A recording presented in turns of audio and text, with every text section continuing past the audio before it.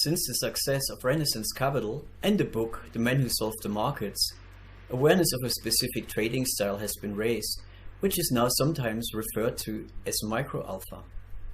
The term alpha is a measure of the idiosyncratic returns a trader can achieve, returns that are different and uncorrelated to the returns of the market. In a sense, alpha is therefore a measure of the skill of a portfolio manager, rather than luck or generating good returns because the markets happen to move in a favorable direction. Why is an alpha performance more desirable? Because alpha returns are not exposed to the fluctuations of the market, while returns arising from beta also have strong exposure to the downside. The Greek letters alpha and beta are simply regression coefficients for the linear regression between the market and your strategy. Based on that simple assumption, the term alpha has become an almost mythical expression, since so much of the success and failure in money management depends on it. When we talk about micro-alphas, we refer to the strategy returns that arise from the skill of the manager.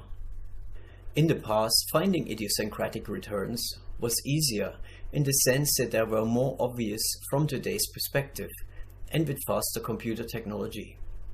In the 80s, before spreadsheets came along, it was quite difficult and time-consuming to calculate even a simple standard deviation.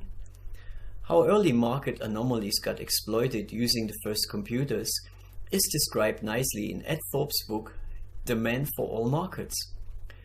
It is easy to see that those more obvious opportunities do not exist anymore.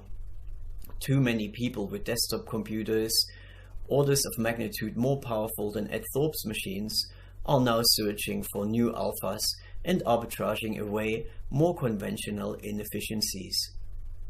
However, this does not mean that all opportunities are gone. During the gold rush, people looked for obvious nuggets in rivers, and most of them have been harvested by now. Global gold production is nevertheless expanding by 1 to 2% per year. Extraction methods have been refined over time, and nowadays a few grams extracted from a ton of rock are considered a good yield. Alpha extraction has also become more refined, and big fortunes have been built on this steadily advancing technology. The most notable example is Jim Simon's Medallion Fund. Why should you choose micro-alpha models over other traditional trading strategies, such as factor models or trend following? In short, micro-alphas, if built well, provide better performance, stability, and risk management than traditional systems. As one would expect, they require a significant amount of skill to be implemented, and this is to some extent why opportunities still exist in this space. Another advantage is that they are probably unique and specific to one's research and background.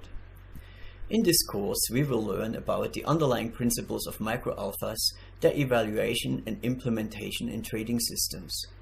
When you have completed the course, you will be able to research and build your own micro-alpha models.